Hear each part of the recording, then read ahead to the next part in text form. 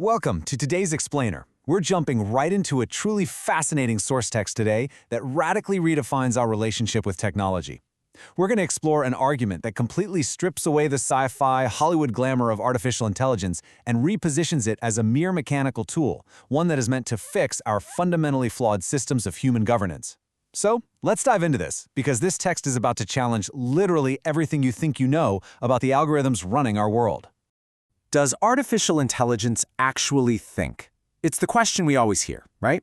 We look at a chatbot writing poetry or a machine beating a grandmaster, and we kind of feel this spark of life, a ghost in the machine. But the source text we're breaking down today, it says absolutely unequivocally no. The author is incredibly blunt about this. Quote, "The hardware doesn't think about winning. It doesn't think, period." End quote. We've got to completely shatter this illusion of a sentient machine. The text emphasizes that the hardware sitting in those massive server farms is completely incapable of reflection, or self-awareness, or desire. When a computer wins a game of chess, it has literally no concept of victory. It's just executing mathematical weights. That's it. Section 1. The AI language trap. So if we want to change how we use this tech, the source argues we've got to completely overhaul our vocabulary. We are falling into a seriously dangerous language trap here. The fix? A strict semantic reset. We have to ditch anthropomorphic words. Words like intelligent, thinking, or believing. These terms mistakenly give the machine a self it just doesn't possess. Instead, the text insists we strictly use functional equivalence. The machine is processing, it's running, or it's identifying. We have to force ourselves to use these mechanical terms to describe exactly what the hardware is doing and nothing more. Here's how this plays out in practice. Instead of saying a machine is reading or writing, we say it's constructing symbols.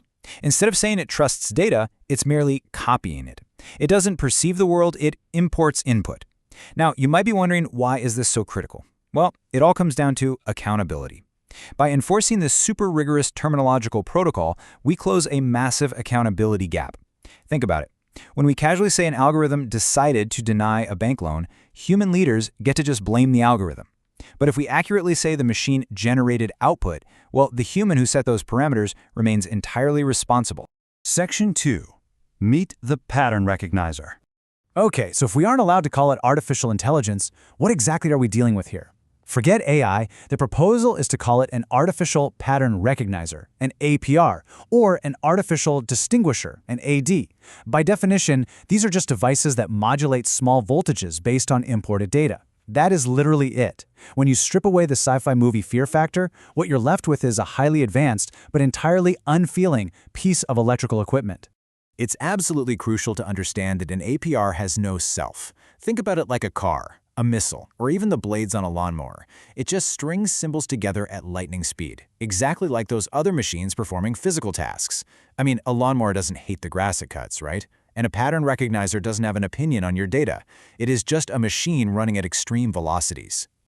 This brings us to a really powerful metaphor from the text. Quote, AI, unlike a gun, can be like a gun, but also like a pen. This highlights something fundamental. The machine is completely neutral. A gun basically has a singular destructive purpose, but this technology, it's a blank slate.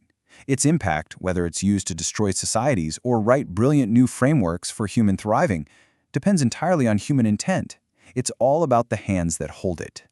Section 3. The hierarchy of waste. So, with a machine properly defined as a neutral artificial pattern recognizer, we can turn our attention to the real threat outlined in the text. Here's a pretty intense critique of traditional human hierarchies. The source argues that whether you're looking at a stagnant few-in-power model or a many-in-power voting model that relies on a sort of false narrative of mobility, they both fall into what's called the accumulation trap. In this trap, success is defined purely by acquiring material goods, which leads to mandatory obedience to broken laws. Whether power is heavily concentrated or distributed through voting, the text argues, these systems inherently prioritize immediate gains and status over long-term human survival.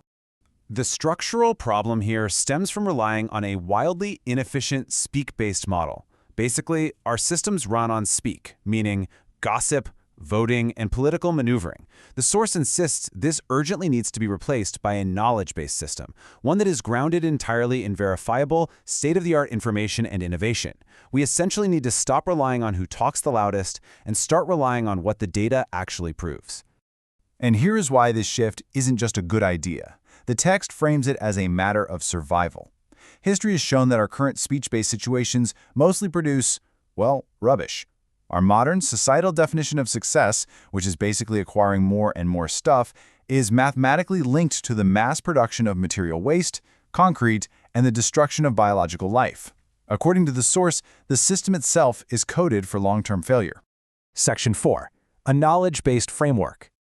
To patch these pretty severe flaws in human hierarchy, the author proposes a radical, machine-supported governance architecture. This three-phase protocol outlines exactly how an APR can revolutionize society. Step 1. We input nothing but state-of-the-art, validated knowledge. Absolutely no political gossip allowed. Step 2. The APR analyzes these massive datasets, identifying patterns and weighing outcomes at speeds that completely eliminate human bureaucratic latency.